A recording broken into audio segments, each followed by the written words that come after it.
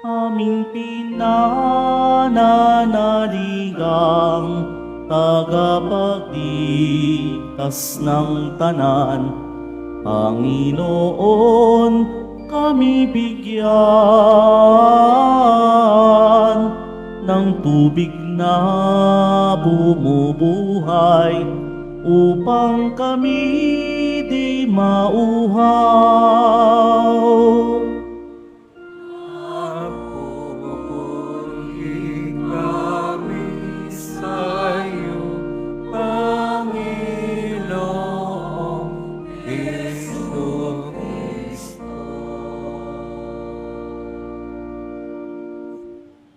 Sumainyo ang Panginoon. At sumaiyo rin. Ang mabuting balita ng Panginoon ayon kay San Juan. Papuri sa iyo, Panginoon. Noong panahong yun, dumating si Jesus sa isang bayan sa Samaria na tinawag na Sychar, malapit sa bukid na ibinigay ni Jacob sa kanyang anak na si Jose. Dito matatagpuan ang balon ni Jacob. Umupo si Jesus sa tabi nito, sapagkat siya'y napagod sa paglalakbay. Halos katanghaliang tapat na noon.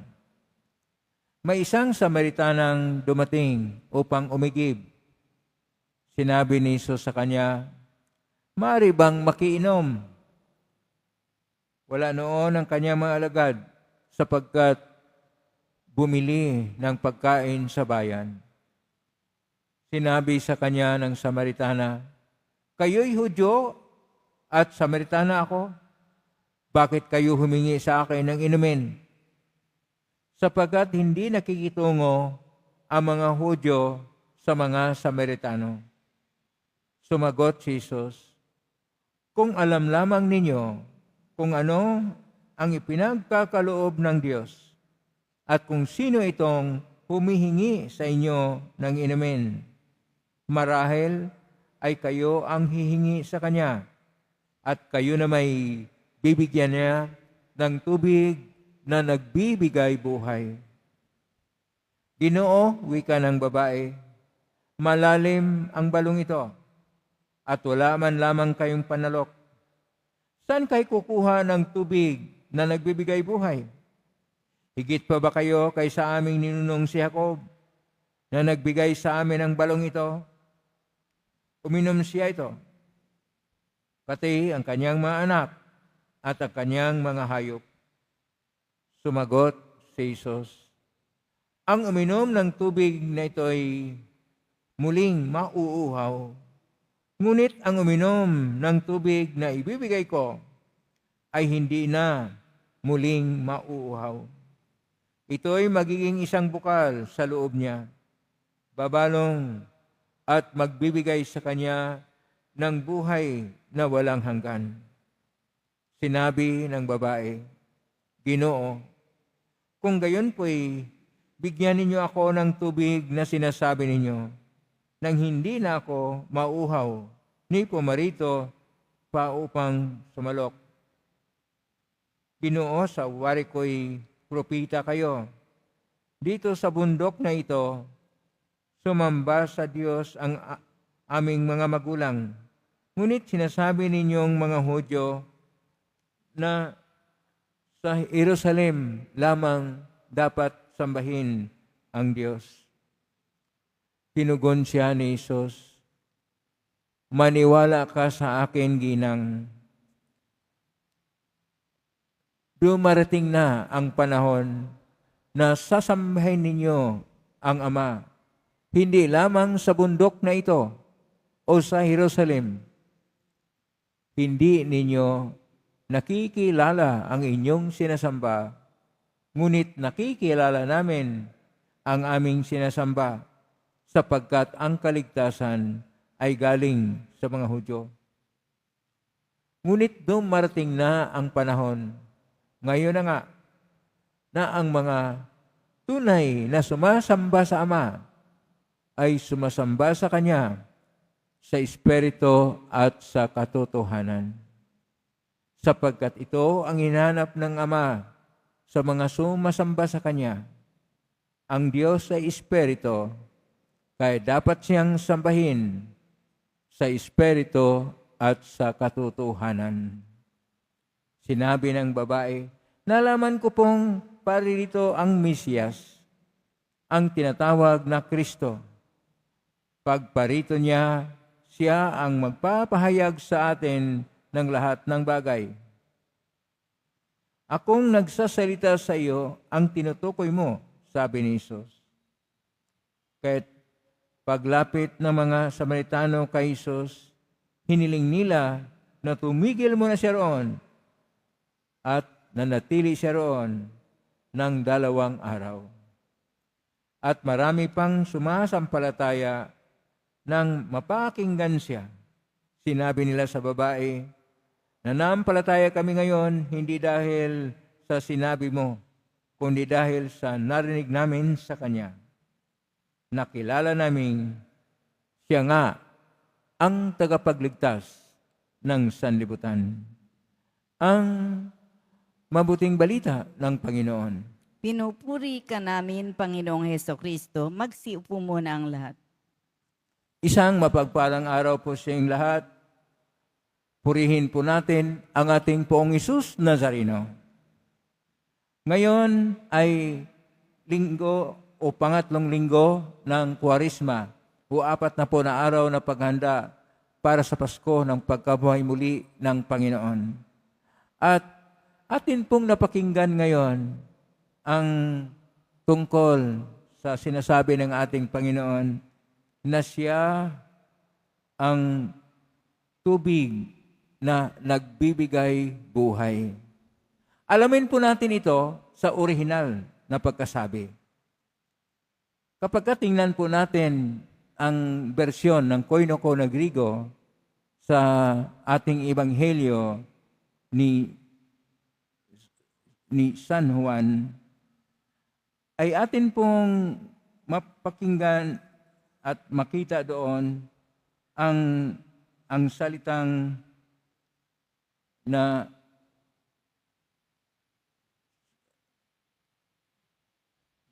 ang tubig na nagbibigay buhay. At ito ay sa Koinoko na Grigo, idor zon. Pero kapag kayo po ay makapag-inkwentro ng isang Grego sa moderno na panahon, ang kanila pong salita ay iba na. Hindi na po idor zon. Ang kanila pong sinasabi ay sontano nero. Dahil ang nero, ibig sabihin preska, iyon na ang kapalit sa idor o tubig. Kaya ang iba na po ang pagkasabi, sontano nero. Pero kapag tingnan po natin ang original na pagkasabi nito sa ating Panginoon, dahil siya ay nagsalita sa Hebreo. Sa Hebreo, simple lang po ang pagkasabi ng Panginoon. Ang pagkasabi niya ay hayem mayem. Ang hayem mayem ay maroon pong 2 kahulugan. Una po na kahulugan, tubig na buhay o nagbibigay buhay. Ang pangalawang kahulugan, tubig na mula sa bukal o sa ating salita ay bukal o sa English, spring water. Tubig na buhay dahil preska mula sa bukal. Pero ang ating Panginoon ay nagsabi, hindi po sa ganyan na literal na tubig, ito po ay isang espiritual na ugnayan sa Diyos. Na kung saan, gaya ng tubig na nakapawi ng pagkauhaw at kailangan natin lagi ang tubig na siyang nagpapawi ng init o dili kaya ng pagkauhaw ng kailangan nating inumin. Kaya tinatawag na tubig ay siyang bumubuhay, nagbibigay buhay, at ano pang mga salita. Pero ang sinasabi ng ating Panginoon, ito yung kanyang ibibigay na biyaya. Ang biyaya niya na tubig ay ang spiritual na tubig At itong spiritual na tubig ay gaya ng binyag na kung saan tayo ay tumatanggap ng tubig ng binyag at ang binyag na naglilinis sa atin, ang binyag na siyang nagbigay sa atin ng paraan upang tayo'y makapasok at maging bahagi ng simbahan upang tayo ipanganak muli.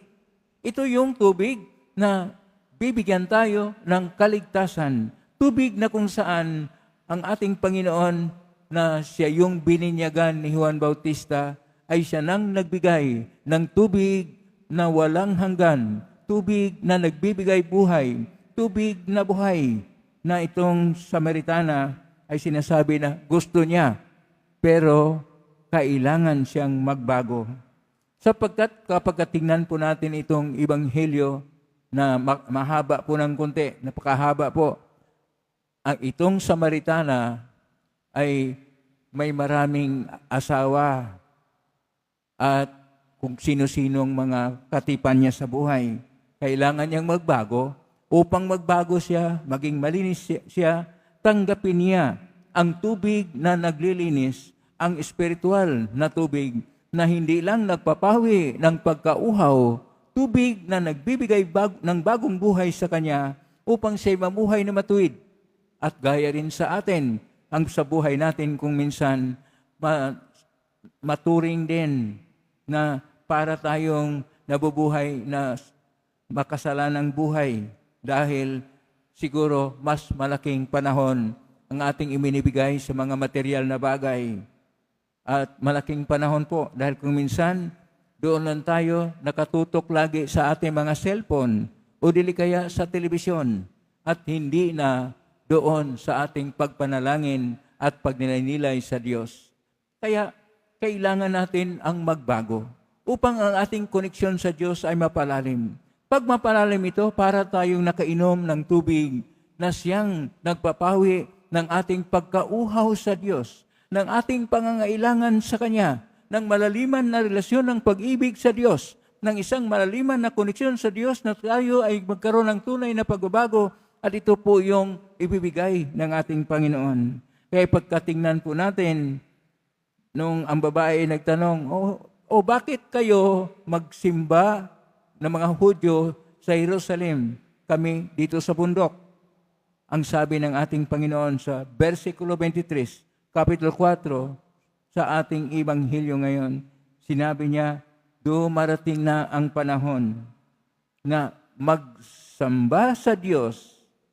At ito po ang maganda, sa Espiritu at sa katotohanan. Sa salita po na pagkasulat dito ay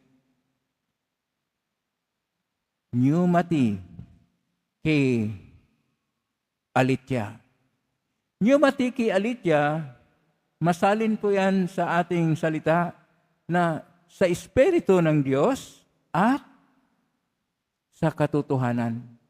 Na ibig sabihin, pwede tayong magsamba sa Diyos hindi sa isang pook, isang lugar, isang simbahan, isang kapilya, isang kung anumang pilgrimage na lugar na roon siya o dili kaya madama natin ang kanyang presensya na mas nakakaantig sa atin. Ang sinasabi dito, ang Diyos ay nasa lahat na lugar kung saan tayo nakiugnay ng malaliman sa Kanya. Dahil bumubukal na parang tubig ang ating pag-ibig at pananalig sa Kanya. Kapag ang ating pananalig at pag-ibig sa Diyos ay parang tubig na bumubukal mula sa ating puso't kalooban, tayo'y naugnay ng malaliman sa Diyos. Ang ating pagsamba sa Kanya ay pagsamba sa Espiritu at sa katotohanan. Kaya po tayo sa ating Ebanghelyo ngayon, tayo po'y tinatawag na gaya ng sinusulat ni San Pablo sa ating punong pagbasa na iniligtas tayo sa kamatayan ng Panginoon, kailangan din na kilalanin siya na siya yung magbigay buhay sa nakagaya ng isang tubig na pumapawi ng ating pagkauhaw. Siya ang espiritu na nagbibigay galak, nagbibigay saysay, nagbibigay kabuluhan, na kung saan hindi na tayo matukso pa, gaya ng ating napakinggan sa unang pagbasa, na natukso sa Meriba at Masa ang mga Israelita dahil sa kanilang pagkauhaw sa tubig na material. Ang material na tubig ay hindi po nakapagpapawi sa tunay na pagkauhaw. Ang tunay na pagkauhaw ay ang pagkauhaw sa Diyos, na lumalayo tayo, kailangan nating maugnay ng malaliman sa Kanya sa pamagitan ng panampalatayang buhay, pag-ibig na masigla, at tunay na koneksyon ng malaliman sapagkat tayo ay minahal niyang tunay. Pakisabi sa katabi mo, mahal ka ng Diyos. Kaya mahalin natin ang Diyos sapagkat mahal na mahal tayo ng Diyos.